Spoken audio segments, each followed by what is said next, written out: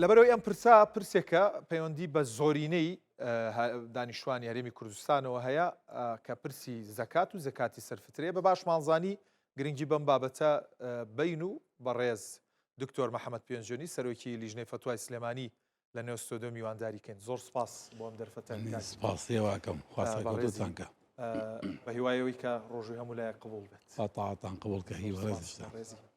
کاک دکتۆر پرسی زەکات و زەکاتی سەرفترە هەموو ساڵێک لە ڕەمەزاندا بە تایبەت سەر هەڵدەدا. ئەم جاریان بۆ ئەم ڕەمەزانە چی دیاری کراوە بۆ بابەتی زەکات و هەروەها زەکاتی سەرفترە یاخود سەرفتراوی کە لە ناو خەڵکە باوە و بنەماکانی دیاریکردنی ئەم ڕێژانە چین لە ئاینی ئیسلامدا؟ بە ناوی خوای بەخشندە و میهرەبان، درود و سڵاو بە گیانی پاکی سەرۆر و سەردارمان ڕەسوول الله صلی الله عليه وسلم، هاوڵانی بەڕێزی و زانایان و خواناسان. سەرەتا دەستخۆشی لە بەڕێستانەکەم و سڵاو و ڕێزیشم بۆ بینەرانی ئازیز هەیە و موسڵمانان. دعاخوازم خوای گەورە تاعاتیان قبول کە عیبادەکانیان قبول بێ ئینشاءالله و هەمووان پێکەوە بگەین بۆ ئامانجە گەورەی کە لە پشتی ئەم بەندایەتیەوە هەیە کە ڕەزامەندی و بەدەستهێنانی لێبوردنی خوای گەورەیە. ئێمە وەکو شریعەتی خوای گەورە لەگەڵ هەموو ئەو بەندایەتیانی کە ئەیکەین کۆمەڵێک ئەرکی کۆمەڵایەتیشمان لەسەرە لە بەرامبەر ئەوەی کە هەریەکە لە ئێمە لە جوڵە و لە حرەکاتی ڕۆژانەیە کە ئەبزوێنە ناو کۆمەلگای حتمەن بار بۆ خەڵکی تر دروستەکەین دەبن بە ئەرگ بەسەر کەس و کەسی دەوروبەرم و دراوسەکەم و گەڕەکەکەم و خەڵکی هاوڕێ و هاو نیشتیمانیەکەم بە هەمان شێوە جۆرە لە جۆرەکان هەریەکەمان ئەرکی مەسە کەسانی ترەوە. لە هەمان کاتیشا شیعارێکی گەورەی جوانی ئیسلاممان هەیە کە ئەفەرمێ ئینسان ئیماندار نابێ ئەگەر خۆی تێر بێ و دراوسەکەشی تا بەیانی برسی بێ. لە هەمان کاتیشا پێمان دەڵێ لە ئیسلامە شۆڕشێک نییە لە نێوانی چینی هەژار و چینی دەوڵەمەندا ئەبێ هەژاران بەردەوام ڕقیان دەوڵەمەنەکان بێ دەوڵەمەنەکانیش هەژارەکان بە بچووک سیرکەن. لە ئیسلامە بە پێچەوانەوەیە دایمەن دەوڵەمەنەکان گیرفانیان کراوەیە بۆ هەژارەکان و هەژارەکانیش سۆز و میهرەبانیان بۆ دەوڵەمەنەکان هەیە و حەزەکەن خەڵکی ئاوا دەوڵەمەند زۆر بێ چووکە بەردەوامەزانێ تا ئەو پارەی پێبێ ئەمیش خەمی زۆر کەمتری ژیانی ئابوووریە بێ. ئەم کۆمەڵە مەعنا جوانانە هەمووی پێکەوەیکە گرن ئەبنە ئەرک لە کۆمەلگای ئەبێ ئەرکەکانمان ئەنجام بێن ئەرکی دینداری تەواوکاریە لەگەڵ ڕۆژوە کە ئێمە ڕۆژووە بین ئەرکی ڕۆژوو عیبادەکەمان گرتووە کە بەندایەتێکە لە هەمان کاتە ئەرکێکی تەواوکاریمان هەیە کابێ ئەوەش جێبەجێکەین کاتێک کە جەژن ئەەکەین ئەڕووی بۆ کۆتایی هێنانی مەراسیمی ڕەمەزان ئەوێ شتێک بین پێڵێن زەکاتی فیتر واتە ڕۆژوشکاندن کە ڕۆژومان تەواو کرد ئەو نەقسانی کەوان لە ڕۆژۆکان ئەوەرکانی کە بمانە بۆ خەڵک سەدەقەیەکی بۆکەین فیدیەکی بۆ دێن ئەم سەدەقەی ئیدەم بە فەقیرەکان و هەژارەکان بۆی لە ڕۆژی جەژنە هەمووان پێکەوە کاسەکانی ناو ماڵمان پڕبێ.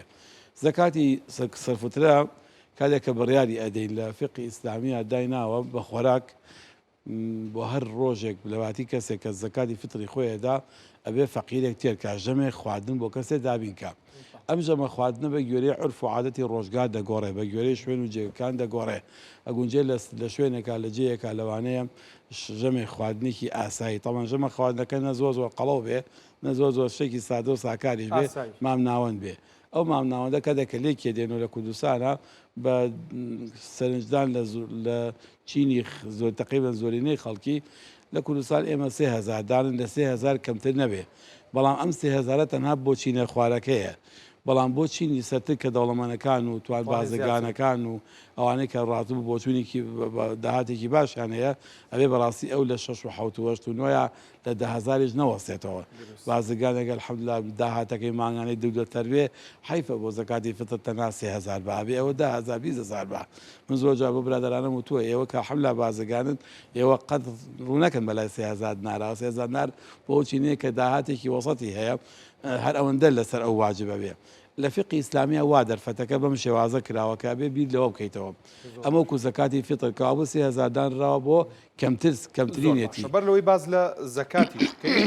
سەبارەت بە سەرفترە زۆر جار گرفتێک لە نێو موسڵمانان دروست دەبێت جۆرێک لە ڕای جیاواز دروستە بێت کە جۆرێک سەریان لێشێوێ ئەویش بابەتی پێدانی وشکە و خواردنە یاخود بابەتی پێدانی پارێ. ئەمەتان چۆن چارەسەر کردووەک مسلمانێک پرسیار لێەوە کات چۆن بیدا ئێوە ڕێنماییتان چییە بووی؟ بەڵێ ئێمە لە ڕاستەیە کە ساڵەکانی پێشتریش ئەم کێشە هەبوو بەڵام دوای ئەوەی کە دراسەیەکی زۆر باشمان بۆ کرد لە کوردستانە ئایا ئێمە کاتێکە زەکاتی فیترا دەین خواردن بدەین باشە یا ئێستا پارەکە بدەین. لە ڕاستیە من خودی خۆم لە ساڵی 2014 و 15 و 16 تا 16 لە ساڵەکانە ئەگەڕام لەو کاتی تقریبن هەفتەیە پێشی ڕەمەزان تا پێشی تەواوبوونی ڕەمەزان پێشی جەژن تا 3 ڕۆژ پێش 2 ڕۆژ تا ڕۆژە پێش جەژنیش زانم ئەو مارکێتانە کە کاتێک خواردن ئەکردنەوە لە خەڵکی هەژار چەنەکردنەوە تەبەن بە نیسبەتێک و ڕێژەیەکم وەرگی لەو ڕێژانە بە سەرنجامی سلێمانیم حساب کرد پارەیەکی زۆر زۆر خەیاڵی مانزەرە لە فەقیر داوە چونکە کیسێ برنجی بۆ کڕابوو بە 7,000 بە 15,000 ئەوە چوو بە 7,000 فرۆشتەوە ئێکەوا بوو تۆ 7,000 لێوەدا زەرمان داوە ئەگەر لە ڕۆژێکا 100 کیسە 200 کیسە 300 کیسە ئەوە بکڕێ بفرۆشێتەوە ئەبێ چەندە زەرەر بیت لێرە دۆ کەوابوو زانوتمان ئێمە لە کوردستانی خۆمان لەم کاتی ئێستاە لە حاڵی ئێستاە لەبەرەوەی چووکە کاتی جۆری خۆراک جیاوازن خواردنەکانی من و تۆ یەک نین بە زۆرینە بەسەم برنجە خۆین لە کوردستانە لە ئێمە بەڵام شەرنی هەموو هەر برنج بخوا لەبەرەوە تومانە پارەکەی بێتێک کابرا پارە خۆی زانانی چی دابینەکە و فەرسەفەی زەکاتی فیتریش دابینکردنی پێداویستی هەژارەکەیە تۆ بێ شتێکی بێتێ پێداویستی دابینکە من بۆی خوارد بوویدەم بە خواردن ئەو خواردنەکە گونجێ پێویستی پێی نەبێ لەم کادا فقی ئیسلامیش بواری ڕەخساندووە لە سەردەمی پێغەمبەری خوا عەلەیهی سڵات وسەلام بە خواردن بۆ چووکە خواردنەکە ئەوە بووە لە ناو مزگەوت دەهێنرا لە دوای نوێژ دابەشە کرا کە چووە ماڵۆ هەرەوە بوو خواردنەکەی کەشێک بوو لەگەڵ خورما بوو ئەچوون پێکەوە ئاویان تێکرد و ئایان خوارد نەئەچوون بیخەنە سەر ئاگر کوڵان نوشتی پێویست بێ بەڵام ئێستا لە ئێستاە خواردنی ئێستەکانە هەفتەیە پێشتر خۆی بۆ سازەکە دوایەوە شتەکان کە ئەیکرە کوڵان و لێنانی ئەوێ پێداویستی هەیە ئەگونجێن دەکەسێ خواردنی زۆر بێ بەڵام پێداویستی بە کرێ هەبێ پۆشاک بکڕێت تا ئێوە وەکو لیژنەی فتووە وەکو بەشێکی زۆر لە مامۆسایانی ئاینی لە هەرێمی کوردستان ڕاتان وایە ئەفزەڵێتتان بۆ پارەداوە لە بەرەوەی ئەکرێ ئەم پارەیە فراغێکی باشی ئەو ماڵە هەژارانەی کە پێویستیەکیان هەیە زیاتر پڕکاتۆ گرنگش ئەوەیە فەلسەفەی زەکاتی فیتڕەکەی چاکتر بەرجەستا بێ لە خواردنە بەرجەستە نابێ بەڵام لەوە بەرجەستا بێ من مەسەڵەن نمونەیەکی جوانم لەلایە هەرەو ساڵانە مەسەڵەن پیاوێکی بەڕێزی گەڕەکەمان هەبوو پیاوێکی زۆر دیندار بوو الحەمدولیلا خوا لێی خۆش وەفاتی کرد بە پیکابێک ئەچوو ئەوەی سەرفترێت دەوزێ ئەکرد بە برنج کیسێ برنجی 5 کیلۆی و 10 کیلۆی پێبوو منیش کە هات بەدەنی ماڵێ مەڵات سێف ماڵسەر و ماڵی ئێمە ماڵێکی فەقیری لێ بۆی بەرە کە بۆی بردبوو الله کەوتوی سەریک و برنجەوتی وەرە ژوورە وەرە پیاوەکەی بانکە بدی بێ ژوورە لە مەطبەخەکە وتی ئەمە یەک دوان سیان چوار تا 15 بە ژماردەبوو وتی وەرە 200,000 بێرە بیان بە مەمنونتە بم چونکە من ئێستا ئەوانە بۆم باس بە 2 ساڵ نایان خۆم بەڵام من ئێستا مناڵەکەم ئەتا خۆنەرم بۆ نەکڕیەوە کرێ بەخوا خانۆکەم نەداوە لەبەرەوە لەم ئیسلام ئەمە بەڕاستی بیر لەوە کاتۆ چی پێداویستی هەژاران دابینەکە فقەها و فقه ناسانی ئێمەش ڕەحمەتی خوایان لەبێ و تویانە زەکاتی فیتر بەگوێرەی بەرژەوەندی هەژارەکان دیاریەکرێ باش زۆر جوانە باباسێکی زەکات بکەین بەگشتی بۆ ئەوانەی کە سەرۆت و سامانیشیان هەیە ئەمەتان چۆن دیاری کردو ڕێژەکەی چۆنە زەکاتیشی ماڵ و سامان تەوەن دوو شێوە زەکاتمان هەیە سێ تقریباً سێ چوار شێوەیەکی لەوانە زەکاتی دانەوێڵە و کشت و کاڵە ئەمە بابەتێکی تایبەتە زەکاتی پارە و نەقدە و کە ئاڵتون و زی و دینار و دۆلار و ئەمان ناگرێتەوە زەکاتیشمان هەیە هینی بەرەبوومەکان ئەوانەی کە بەرومی و ئەوانن کە کەسێک بەرهەمی هێنێ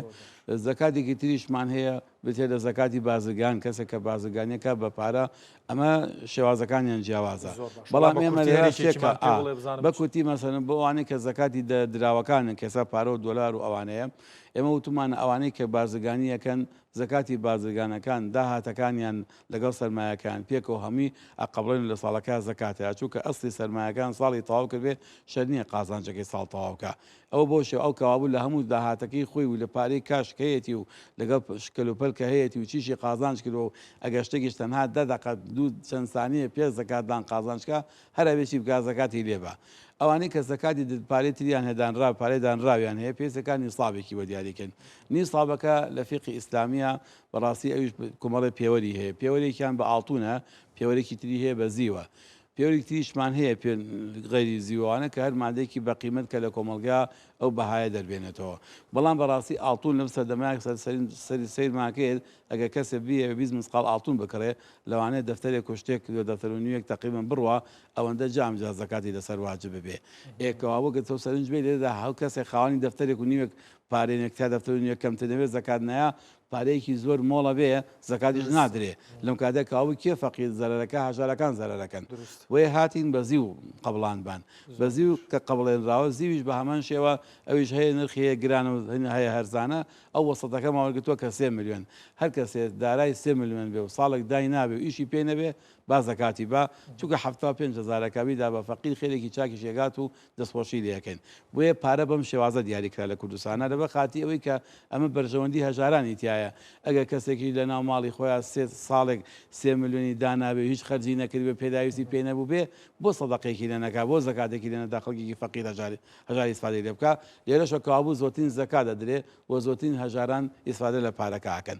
ئەمە لە ڕووی نیسابی پارەوە دانێمێڵەکان و ئەوانەوە چیوەشت ناگۆر دانیوەڵە چووکە لە بەرەوەی ئەو نیسابی خۆی دیارە هەر 600 و ئەوەندە کیلۆکەی 600 بۆ 650 کیلو هەیە بێ کابرا داهاتەکەی ئەوەندە بوو زەکاتیەدا ئەوە تر بە گوێرەی بەرهەمەکە خۆیەتی ئەوە ساڵانە کابرا کەیشەکەی خۆیەکە دیارە زەکاتی حیوانات و ئەوانش کە هەمانەمە ڕووماڵات ئەوش بە هەمان شێوە بە گوێرەی بوونی سەرەکانە چەند سەری هەیە لە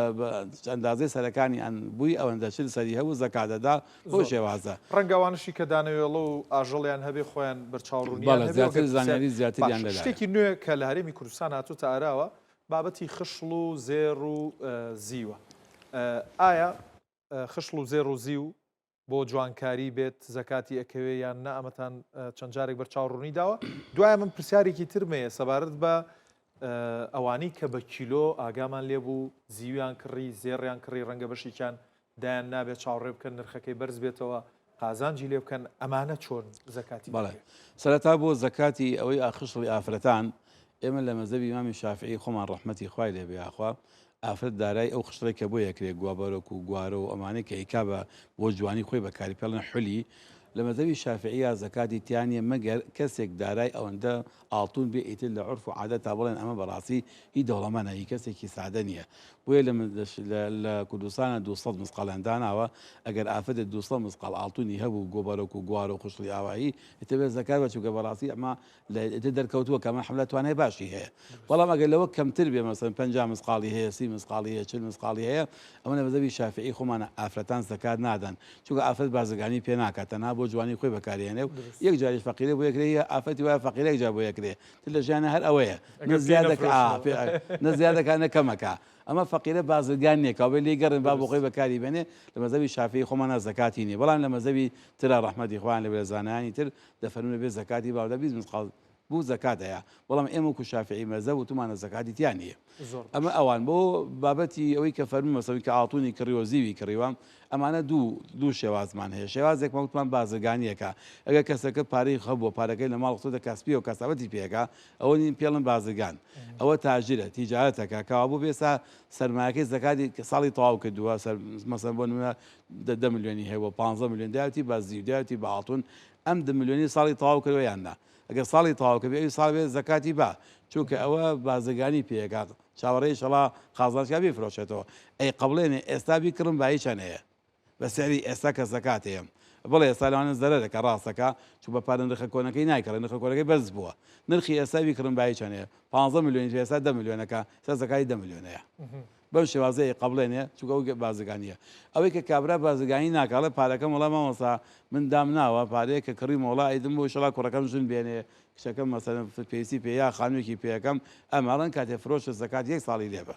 بۆ ئەو کەسە چووکە ئەمە بۆ بازرگانی نەیکڕیوە بۆ پێداویستی کردای ناوە بۆی لە ماڵەوە گەریشاڵا خوای گەورە دەرفەتی داشتێکی پێ بکڕێ ئەمانە حاجیان پێداویستیان پێێتی ئەڵێن کاکە هەر کاتێ فرۆشتان زەکاتی ساڵێکی لێبن ئەگەر پێ بەکاری هێنا بۆ پێداویستی ژیانی خۆت بەڵێ بابەتێکی ترێ بیرە خستمەوە لە بابەتی پێداویستی بێ یاخودنا لای خۆمان بەدەر لە زێڕوزی و یا پارەدانان هەندێک حاڵەتەیە کە پارە ئەدەن بە ئەرزەیەک و دایەنن ڕەنگە بۆ خێریشی بێت بەس خۆی بازرگانێکی عقارات نییە بەسم پارەی خستۆ تا ئەرزێکەوەڵە چەند ساڵێتر خێر بکە ئەمە چۆن زەکاتی بەڕاستی ئەوەش ئەگەرتی بۆ خێری دانابوو ئەوە بازرگانیە ئێتمەڵا ئەوێتی کابرا ئیگۆرە ئەگە کابراتی وڵا ئەمە ئەزەم کڕیوە سبێنێ ئەیکەم بۆ کوڕەکەم ژنی پێهێنم ئەمەم پێڵم ماڵی دانرا بۆ پێداویستی بەس ئەگەر چاوی لە خێری ئەمە زەکات نادا بۆ چوو کامە ماڵێکی پێداویستیە بەس دەگەوتی دامەڵامەوە سەدام ناوم پێش ئەزینشەڵا قازانجەکە ئەفرۆشم ئەوە بازرگانیەکە ئەو بێ سەڵانە بێ قبڵێنە بای چەنەیە نرخی ئەو ڕۆژێک کە زەکاتەیە زۆر بێ قبڵێنە مامۆستا بە دەرفەتی ئەزانم هەمووکو ڕێنمایی بێت هەمووکو ئامۆژگاریەکی ئەوانی کە کاری بازرگانیەکەن بە تایبەت لە مانگی ڕەمەزانی پیرۆزدا زۆر جا بازەوە کرێ نرخ گرانە بێت قۆڕەخکاری هەیە یاخود دەبینین لیژنەکان بە سوپاسەوە کاڵا و کەلوپەل و بابەتێکی خۆراکی زۆری ئێکسپایر و بەسەرچوو خراپ دەگرن ئەمە وەکو لیژنەی فتووە وەکو ئاینی ئیسلام چ ڕێنماییەکتان بۆ بازرگانان هەیە لە ڕاستیە ئەو بابەتە بابەتێکی زۆر هەستیارە لە شریعەتی ئیسلامیە بابەتێکی پێویستیشە بە کۆمەڵە بنەما ئیسلام من تقریبا بڵێم یاسایەکی پێڵێن منزومە لای خۆمان ینی ڕێکخراو مەسەن کۆکراوە کۆمەڵشتی پێکەوە گرێدراون بە هەمویان چارەسەری ئەو کێشاکەن یەکەمی شتیان پرۆ کاتە کەسی بازرگان کەسی ئەو کەسێک کە معاملە چییە بەوەڵێ کۆمەڵە بنەماکانی ویژدان و میهرەبانی و سۆز و ئەمجار هوێ دڵکراوەیی و سەخاوەتی و ئەمانە فێرەکە کە بێ بازرگان کەسێکی تەماعەتگاری زۆر نەبێ بەردەوام لە فرین و فرۆشتنیە ئەگەر سەماحەت و چاوپۆشی زۆری هەبێ دواتر لەولاوە کۆمەڵێک معاملەی لێ قەدەقاکە غەشت احتیکات قۆڕەکردن و گلدانەوە لە بۆ گرانی مەسەر بۆ نمونە زیاکردنی نرخ بەبێ پێوەەر ئەمانەی هەموو لێ قەدەغاکە بەڵام دەستێکی سێهەمیش هەیە بێت دەوڵەتە بێتەکایەوە جا ئەم مەسەی هەڵاوستانی نرخانە هەمووی پێویستن بەیەکەوە چونکە بێ حکوومەت یەکەمیان حکوومەت دەبێ خۆی دەرفەتی هەرزانکردن بڕەخسێنێ حکوومەت ئەرکێتی لەسەری واجبە پێویستەکە ئەوەی کە ضرورەتی خەڵکە ئەوەی خۆراکە ئەوەی پۆشاکە ئەمانەی کە پێوتێ پێداویستی ضروری کە لە چوارچەوەی ضرورەتی ئیسلامی ناوی ناوچوو ئێستام ئەحکامەکانی پۆلێنەکە بۆ سێ پۆلێن ضروریات حاجیات تەحسینیات واتە شتە پێداویستە هەرە پێداویستیەکان شتە تەواوکاریەکان شتە جوانکاریەکان بۆ جوانکاریەکان مشکلەمان نییە حاجیات و ئەم دوانە مشکلەمان هەیە تاتی لە ضروریاتە کە قوت و خواردن ضروریاتە پۆشاکی جەستەکانمان ضروریاتە ئەمانە رەفیقی ئیسلامیە لەسەر حکوومەت واجبە ئەبێ بێت باجی لەسەر لابەرێ لەگەڵ شەبێت دامیشی بکە بۆی هەرزانتر بکەوێت ئیشی حکوومەتە ئەمە لە ئیسلامە مەجالی تیانە دەڵی خۆی لێ پارێزێ ئەبێ بێت دامی مادی دابنێ بۆ ئەمە بڵێ کاکە لە سکاڵاتان کە هەناتە کوردستانەوە من ئەوە مەسەن بۆ کرێ دوکانەکەت ئەو نەبووە دەم یا کارەبا لەسەر ئەوە کەمەکەمەوە بەڵام تۆ کاڵەکە ئازا بفرۆشە باجیشە لەسەر لاعبم کرێی نەقڵکردنیشە لەمەەر زۆ هەتاکو کاتە شارەکە لەسەر من بێ بۆ ئەوی ئەم بازرگانەکەم کاڵای هێنا لە سلێمانی فرۆشتی نەیدا مەسەن بۆ 10,000 بیدا بە 5,000 ئەبێ حکومت ئەم دەرفەتانی بۆ بڕەخسێنێت تا هیچ بەڕێک نەبێ بە دەست بازرگان بڵە وڵا قوربان ناکە من کرێ دوکانەکەم گرانە و کارەبا ئەوە بۆ دێتەوانێ و ئەوە گومرکم لێ سەنێ و دوو جا گومرکمەکەن و دەسەتەرەکانی داوای پارەم لێەکەن و داگرتنی کرێکان بیانویشی هەیە ئەبێ بیانەکانی ببڕێجارەکە ئەگەر بیان دوایەوە مەسەری ئەم دراوە کە یاریەکە دراوی یاریەکە لە وڵاتی ئێمەیە دۆلار ئێمە سەرمایم سەرمادەکەمان بۆتە دۆلار بەرز دەبێت دۆلار نزبێن بیانوێکی تر لەو بیانوانە ئەمە بەڕاستی مە بێ زەبط کە ئەمەش ئەمەیشی حکوومەتی بێ زۆرتیکە بەس مامۆستا لە کۆی گشتی ئەم شتانە جارواش هەیە ئیستیغلالی تایە ئەمە بەشتێکی بوو بەشەکەی ترێن و بۆ سەر خودی خۆمان ئەلێرۆن جا ئیسلام ڕۆکارگات و ئەم بڕێرانە هەمیەمان ڕێک خست یعنی سەر کاری خۆمان ئەڵین کاکە تۆی بازرگان لە ناو بازاڕەکەیە پێغەمبەری خوا عەلەیهی سەڵات وەسەلام پێ دەڵێ ڕەحمەت لە بایەعێک لە فرۆشیارێک ئەگەشتی فرۆش سەماحەتی هەبێ دڵی هەبێ ڕەحمەت مێرەبانی هەبێ باشە کەمترین باشە قۆڕەکاری بکالە چونکە پێوتی المحتەکر و مەلعون والجالب و مەرزوق ئەوەی کەوا شت احتیکارەکە نەفرەت لێکراوە ئەوەشی کاڵا دەهێنێ و ئەیفرۆشە بە نرخی چاک خوا ڕزقی داوە پێغەمبەری خوا دوعا بۆ ئەمیانەکە نەفرەت لەمیانەکە بۆیە تو ئەگەر بدەوێت دیندارێکی ڕاستەقینەبی ئەبێ بزانی لە مەسەی دینداری تا شتێ هەیە پێڵم برایەتی ئەمەی فرۆشی لە بازار بە برای خۆت یەفرۆشی من شەی فرۆشم بە برای خۆم بێ چەندە داشکانی بۆ بکەم ئەبێ چەندە دڵم بەرامبەری بسووتێ ئەوێ خەم چووکە لە ڕاستیە لە ئیسلامە ئەمە شتینێکمان هەیە تایتڵێکی گەورە کە ناومان برایەتیە برایەتی موسڵمانان ئەم برایەتی وا خوازێ ئەبێ بەرامبەر هەموو تاکانی ئەم کۆمەڵگەی خۆم دڵ نەرم بم ئەبێ کەسێ بم قورقکار نەبم ئەبێ لە بەرام ئەگەر کردم ئەمە ئەبێ دەوڵەت سزام بە ئەگەر من کەسێکی ئاوا نەبووم هاتم سعری زۆرم دانا لە سەکاڵەکان ئەبێ سزامدا بۆ یەکە پێوەرێکیان داناوە هەر کاتێ بێ خوبەرا کۆمەڵی خەبیرمان هەبێ لە بازاڕەکانە شارەزای هەموو چینەتەمان بازاڕەکان کۆمەڵی معاملاتی زۆراجەی تاکەی خەبیری تایبەتی هەبێ دەوڵەت و خەبیرانە هەموو ڕۆژێ هەموو مانگی هەموو هەفتەیە بیان بینێ ئەرێ کێ لە بازاڕە نرخی لە خەڵکی تر زیاتر داناوە چی هەڵیاسێن بۆچی زیادی کرد چاودێکی وردیەکە هەر کەسێ مخالفێکی سزای هەیە سزاکەش دادوەر دەستی کراوەیە چۆن سزایەدا یعنی هیچ ڕێ لە نەگەتووە بەڕێز دکتۆر محەممەد پێنجۆنی سەرۆکی لیژنەی فتوای سلێمانی زۆر سپاس ماندوومان کردی مامۆستا منی سپاسی ئەواکەم زۆر سەرکەوتوو بن یاخۆ بانە بەڕێزی